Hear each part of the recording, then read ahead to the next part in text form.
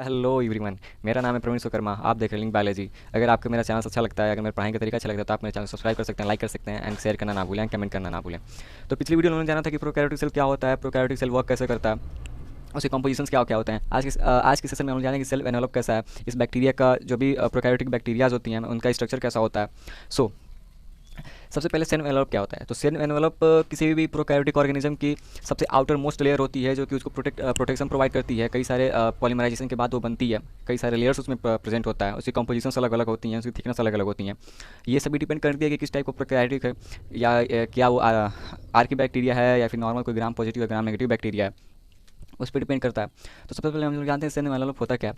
तो cell envelope जो है वो 3 टाइप के पार्ट से मिलकर बना होता है: capsule, cell wall and plasma membrane. Capsule जो होता है सबसे आउटर मोस्ट लेयर होती है किसी भी बैक्टीरिया की, जैसे कि आप लोग देख ही सकते हैं कि यहाँ से एक कैप्सूल गया हुआ है। फिर सेकेंड पे आता है सेल वॉल। तो ये सेकेंड में ये वाली जो एरिया है, ये वाला जो एरिया है, इसको हम लोग सेल वॉल बोलते हैं। अब इस सेल वॉल की कंपोजिशन बहुत डिफरेंट होती हैं। ये भी डिपेंड करता है कि किस टाइप का प्रोकैरियोटिक ऑर्गेनिज्म है, वो आर्की बैक्टीरिया है या फिर ग्राम पॉजिटिव या ग्राम नेगेटिव बैक्टीरिया है। फिर थर्ड नंबर पे आता है प्लाज्मा मेम्ब्रेन। प्लाज्मा मेम्ब्रेन एक सेमी परमिएबल मेम्ब्रेन होती है, जो किसी भी सब्सटेंस के आउटसाइड और आउटगोइंग और आउट इनकमिंग को वो करता है, स्टिमुलेट करता है। फिर ये जो एक थिन स्ट्रक्चर आपको दिख रहा है, इसे फ्लैजिला बोलते हैं। ये फ्लैजिला किसी भी प्रोकैरियोटिक सेल को मोटाइल बनाता है या फिर नॉन मोटाइल बनाता है। मतलब कि अगर ये फ्लैजिला किसी सेल में नहीं हुआ तो वो मोटाइल नहीं होते। अगर ये फ्लैजिला किसी प्रोकैरियोटिक सेल में है तो मोटाइल होगा। मोटाइल का मतलब कि एक जगह से दूसरी जगह जा सकता है वो। फिर बात करें तो ये जो खाली स्पेस है, ये इसको साइटोप्लाज्म बोलते हैं।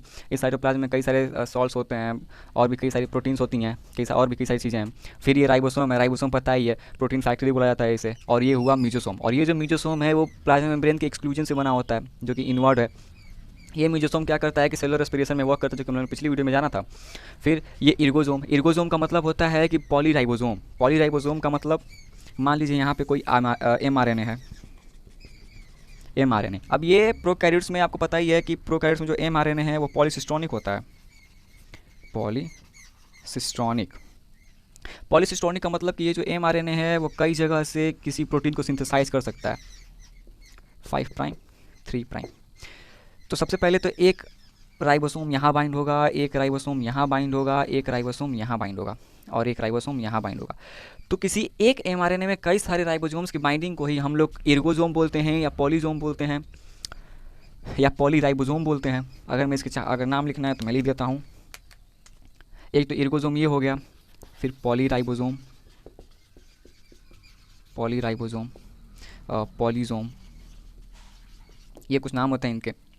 अब अगर मैं बात करूँ पिलाई की, तो पिलाई एक ट्यूबुलर रिजिड स्ट्रक्चर होता है, जो कि कैप्सूल में प्रेजेंट होता है। ये कंजुगेशन में हेल्प कराता है, या फिर अगर किसी शॉर्ट टर्म में बात करूँ तो हॉरिजॉन्टल जीन ट्रांसफर में ये वर्क करता है। क्योंकि इसी के साथ कोई दूसरा ऑर्गेनिज्म भी होता है, वो आपस में जॉइंट होते हैं, और जॉइंट होने के बाद वो अपने इसका जो एफ प्लाज्मिड या फिर जो भी प्लाज्मिड है उसको इसमें ट्रांसफर किया जाता है सेकेंड वाले होस्ट में। अब मैं बात करूँ फिम्ब्री की, तो फिम्ब्री एक बहुत थिन स्ट्रक्चर होती है किसी भी बैक्टीरिया के ऊपर, जिसका जो नंबर है वो 300 से 400 होता है। अब अगर मैं बात करूँ कि सेल एनवेलप की डिटेल के बारे में अगर बात करूँ, तो जैसा आप लोगों ने जाना कि सेल एनवेलप 3 टाइप से बनता है: cell capsule, cell wall, plasma membrane. अगर मैं बात करूँ कैप्सूल की, कैप्सूल, तो कैप्सूल बना होता है ग्लाइकोकैलिक्स से। कैप्सूल बना होता है ग्लाइकोकैलिक्स से।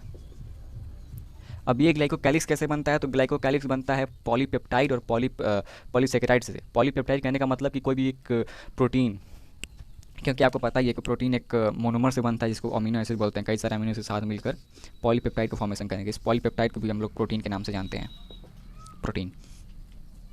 तो ये जो ग्लाइकोकैलिक्स है, ये पॉलीसेकेराइड एंड पॉली पेप्टाइड से मिलकर बना होता है। अब अगर मैं बात करूँ कि ग्लाइकोकैलिक्स और किसी की फॉर्मेशन कर सकता है, तो ग्लाइकोकैलिक्स एक स्लाइम सीथ की फॉर्मेशन कर सकता है। क्योंकि जब ये ग्लाइकोकैलिक्स बहुत लूजली अरेंज होगा तो ये स्लाइम सीथ का फॉर्मेशन करेगा। स्लाइम सीथ, जब ये ग्लाइकोकैलिक्स लूजली फॉर्म में होगा तभी ये स्लाइम सीथ का फॉर्मेशन करेगा। अगर ये ग्लाइकोकैलिक्स बहुत टाइटली अरेंज है तो ये कैप्सूल का फॉर्मेशन करेगा। अगर कैप्सूल को आप इमेजिन करना चाहते हैं तो कई सारे डिजीज़ में कैप्सूल्स दिए जाते हैं, वो जो टैबलेट होते हैं उनके ऊपर कैप्सूल लगा होता है, जो कि उसके अंदर जो भी चीज़ें होती हैं, मटेरियल जो भी होते हैं उसको मॉइस्चर से प्रोवाइड करता है, मॉइस्चर से प्रिवेंट करता है, जिसकी वजह से दवाइयाँ ख़राब नहीं होती। तो वही सेम काम इस कैप्सूल का भी है। और भी अगर वर्क बताऊँ इस कैप्सूल की, तो ये जो कैप्सूल है ये किसी भी बैक्टीरिया को इन्फेक्शन से बचाता है। जैसे कि बैक्टीरिया भी इन्फेक्ट हो सकते हैं, कई सारे टाइप के वायरस है। अगर उन वायरस का नाम बताऊं तो एक आप लोगों ने बहुत जाना माना वायरस है जो कि बैक्टीरियोफेज। ये बैक्टीरियोफेज क्या करता है, किसी भी बैक्टीरिया के ऊपर आता है और अपने डीएनए जो भी इसका जेनेटिक मटेरियल होता है वो उसको इसमें छोड़ देता है, जिसकी वजह से वो जो इसका जेनेटिक मटेरियल है वो इसके जेनेटिक मटेरियल के साथ मिलकर एक नया टाइप का प्रोटीन फॉर्मेशन करता है और वो प्रोटीन इसके लिए हानिकारक हो सकता है। अगर और भी बात करूँ तो ये जो कैप्सूल है वो किसी भी बैक्टीरिया को पैथोजेनिसिटी कॉज करने का वो कैरेक्टरिस्टिक्स प्रोवाइड करता है। पैथोजेनिसिटी प्रोवाइड का मतलब होता है कि कोई भी बैक्टीरिया किसी होस्ट को पैथोजन कोई भी डिजीज़ कॉज कर सकता है या फिर नहीं। अगर मैं बात करूँ ग्रिफिथ एक्सपेरिमेंट की, तो ग्रिफिथ एक्सपेरिमेंट में आप लोग जानते होंगे कि जो भी उन्होंने बैक्टीरिया लिया था वो 2 टाइप लिया था, जो कि जिस बैक्टीरिया का नाम था न्यूमोकॉकस। वो न्यूमोकॉकस में एक कैप्सुलेटेड था और एक नॉन कैप्सुलेटेड था। तो जो कैप्सुलेटेड बैक्टीरिया था वो डिजीज़ कॉज करता था, जिसकी वजह से जो भी माउस थे वो मर जाते थे। तो ये तो हुआ कैप्सूल के बारे में। अब अगर मैं बात करूँ कि सेल वॉल के बारे में, सो सेल वॉल भी एक पॉलीपेप्टाइड है, नॉट पॉलीपेप्टाइड, पॉलीमर है, जो कि कई सारे डिफरेंट टाइप के मोनोमर से मिलकर बने होते हैं या फिर शुगर रेसिड्यूज से मिलकर बने होते हैं। अगर मैं बात करूँ सेल वॉल की, सेल वॉल, तो in case bacteria cell wall बना होता है नाग और नाम के रिपीटिंग यूनिट से। नाग का नाम होता है एन एसिटिल ग्लूकोसामीन और नाम का फुल फॉर्म होता है N acetyl muramic acid. Cell wall को एक और नाम से हम लोग जानते हैं, जिसे हम लोग पेप्टाइडो ग्लाइकेन कहते हैं। अब ये जो पेप्टाइडो ग्लाइकेन है वो नाम एंड नाग के पॉलीमराइजेशन से बनता है। अगर मैं नाम की बात करूं तो ये ग्लूकोज का रेसिड्यू होता है, डेरिवेटिव है, जो कि ग्लूकोज के डेरिवेटिव से बनता है। इनका नाम मैंने बताया, अगर चाहे तो लिख भी सकता हूं। नाम का पूरा नाम होता है एन एसिटिल ग्लूकोज अमीन और नाग का पूरा नाम होता है सॉरी गलती हो गया, N acetyl muramic acid. Acetyl muramic acid. नाग का नाम है एन एसिटिल ग्लूकोज अमीन। ये दोनों आपस में मिलकर इस पेप्टाइडोग्लाइकेन का फॉर्मेशन करते हैं या फिर सेल वॉल का फॉर्मेशन करते हैं। सेल वॉल का एक और काम है कि जो भी सेल होती हैं उसको एक स्ट्रक्चरल सपोर्ट प्रोवाइड करना और उनको किसी भी पैथोजन से प्रोटेक्शन प्रोवाइड करना, ये इसका काम होता है। और ये जो मोनोमर्स हैं ये डिफरेंट टाइप के ऑर्गेनिजम्स में डिफरेंट हो सकते हैं। और जैसे कि अगर मैं आर्के बैक्टीरिया की बात करूँ तो आर्के बैक्टीरिया में एन एसिटिल मुरामिक एसिड होता है और नाग की जगह पे एन एसिटिल म्यूरिन होता है, एन एसिटिल म्यूरिन एसिड। सो ये हर जगह पे डिफरेंट होता है। और अब अगर मैं बात करूँ प्लाज्मा मेम्ब्रेन की, तो प्लाज्मा मेम्ब्रेन एक सेमी परमिएबल मेम्ब्रेन होता है। प्लाज्मा मेम्ब्रेन ये एक सेमी परमिएबल मेम्ब्रेन है। Semi permeable membrane.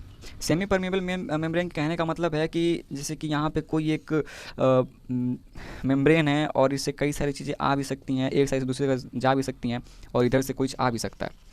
तो जब ये सेल मेम्ब्रेन की जो भी यहाँ पे प्रोटीन्स होगी, मेन अगर बात करूँ तो ये पम्प्स होते हैं या फिर चैनल्स होते हैं या ओपन गेटेड चैनल्स होते हैं। तो इनके थ्रू जो भी कंपोनेंट होंगे वो एक साइड से दूसरी जगह जाएंगे अपने साइज़ के अकॉर्डिंग।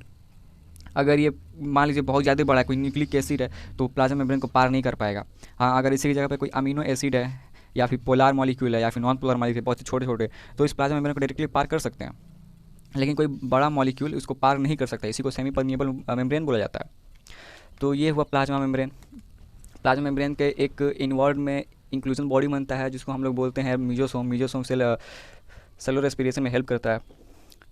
तो ये हुई कुछ बातें सेल एनवेलप के बारे में। आगे आने वाली वीडियो में हम लोग plasma gram positive gram negative bacteria के बारे में जानेंगे, उनके डिटेल स्ट्रक्चर के बारे में बताएंगे कि वो कैसे पेनिसिलिन के द्वारा इनहिबिट हो जाती हैं, कौन कौन से स्ट्रेन होते हैं। तो ये जो वैसे gram positive gram negative bacteria है वो क्लासीफाई डिफ्रेंशिएट किए गए थे ग्राम स्टेनिंग के आधार पे, और ये ग्राम स्टेनिंग दिया गया था क्रिश्चियन ग्राम के द्वारा। सो आने वाली वीडियो में हम लोग इसके बारे में जानेंगे। तब तक के लिए थैंक यू।